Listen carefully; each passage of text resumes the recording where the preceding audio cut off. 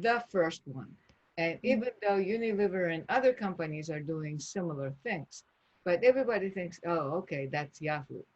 So, and in addition, a lot of people want to work for Yahoo, want to work for the new business development section in Yahoo. But if they have to leave their own company to join, that's too much of a risk. At the same time, I think Yahoo, as a company, can learn how to make a contract with the people for the project.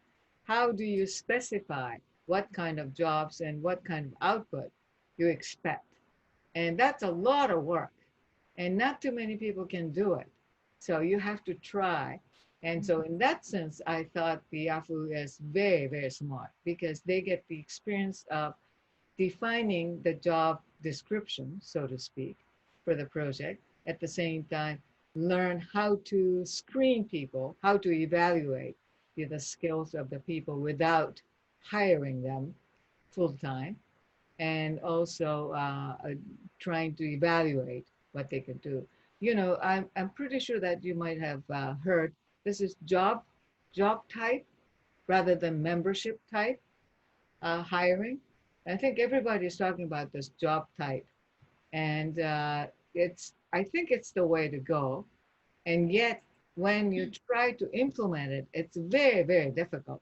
You have to have a very clear definition, and it's not going to work for the first time around. And it's not going to work for everybody. So you have to do a lot of trial and error and experiment before you can get to the right sort of implementable scheme. So in that sense, I think, you know, the earlier you do, the better. And I think that may change the labor market somewhat. And I remember that when I saw the tweet by Yahoo people, a lot of people retweeted and said, if I can work with this guy, I really would like to join. So that's the strength of Yahoo because of, Oh. yeah. Mm. So I mean that's Mm. exciting, yeah, exciting opportunity.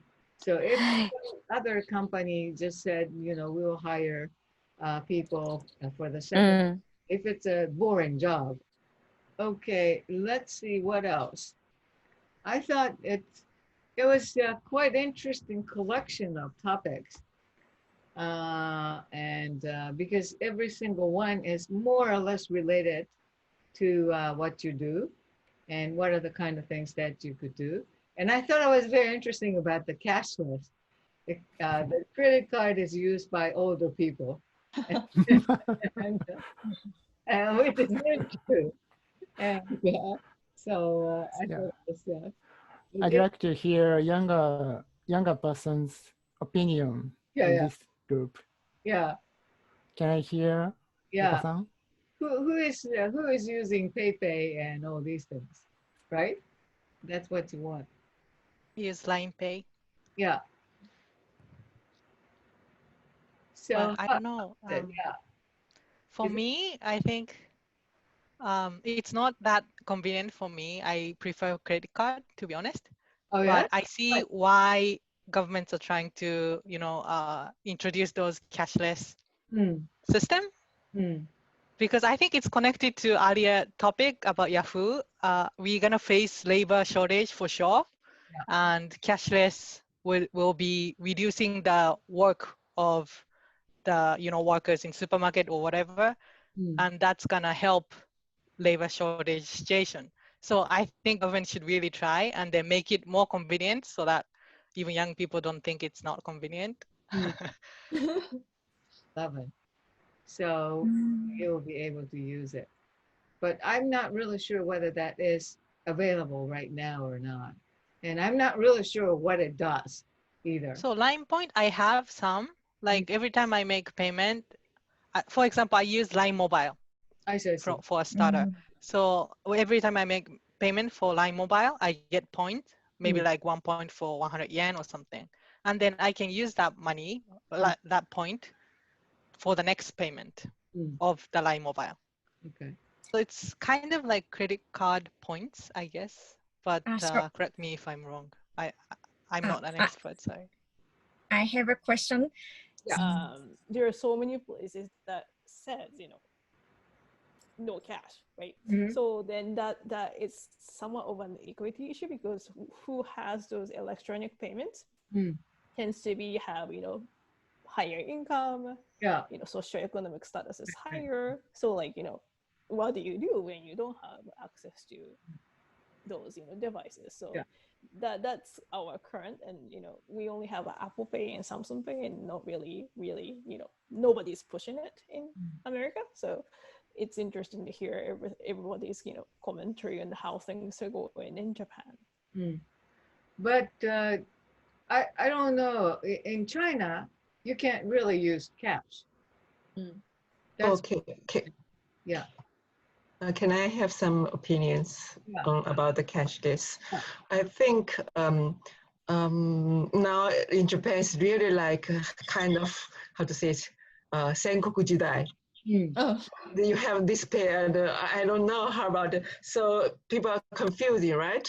Now Japanese government is just kind of promoted for it, because Japan is one of the countries that is very, very behind. The cashless level is very, very low in the world. And for the cashless, it has a very great advantages. One is about people can, one is about the money laundering, right? Yeah. It's very great, and the government can know where the money is flowing, and also for reduce the labor, because the accountant, for example, the shop, when they close, they have to do the accountant work. But now you have the cashless, you don't need to do such kind of work at all. And you don't need to take money to save it, to put it into the bank. It's very great. And especially now, because of Corona, people are actually, cash is very dirty. I think everyone is passing thousand things. So it's really a great thing. So, but Japanese government now just why they give some kind of point is because they are trying to introduce you to this cashless world.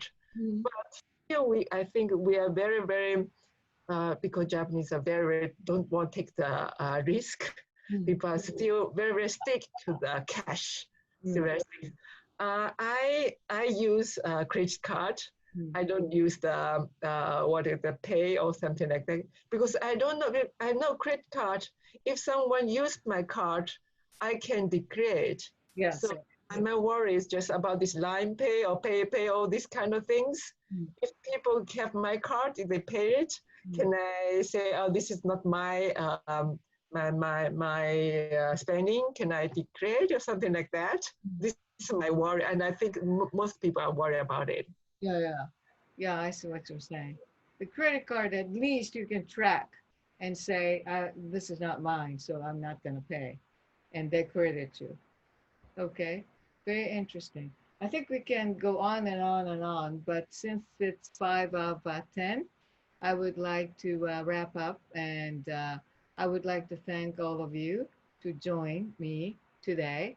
And, I sort of decided we better do it every 2 weeks or so rather than once a month, because I think this is a nice way of keeping in touch. And even though we don't really meet, and when we can meet and face to face and do networking and food and drinks and all that, we can always do that. But during the time that we're not able to get together, we can continue this. The question now is that, how many of you would like to do the debate? What are the options? Debate or? Okay. The reason why we sort of decided to do this current topic breakout sessions is because debate is very interesting and you can learn a lot of things, but you have to have a members quite in advance so that the members can prepare their reasoning together before the debate. So, so we have to sort of, there's a little bit of a logistical nightmare try to get everybody. And a lot of people don't know whether they are free on certain dates until, you know, a few days before. And if it's like, you know, today I know that I can join and I would like to join the affirmative side, it's too late. You know, they don't have any time to get together and figure out. So that is one of the reasons why I decided to try something a little different. But if, you know, you want to do the debate, we can include that.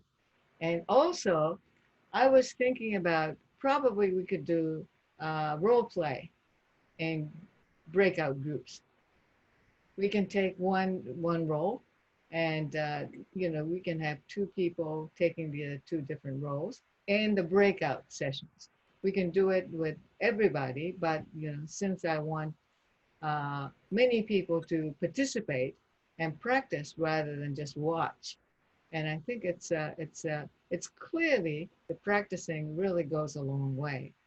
So we might try to do like role play or do something that you play certain role, not in the sort of confrontational manner like debate, but a little different way, and probably hypothetical situation.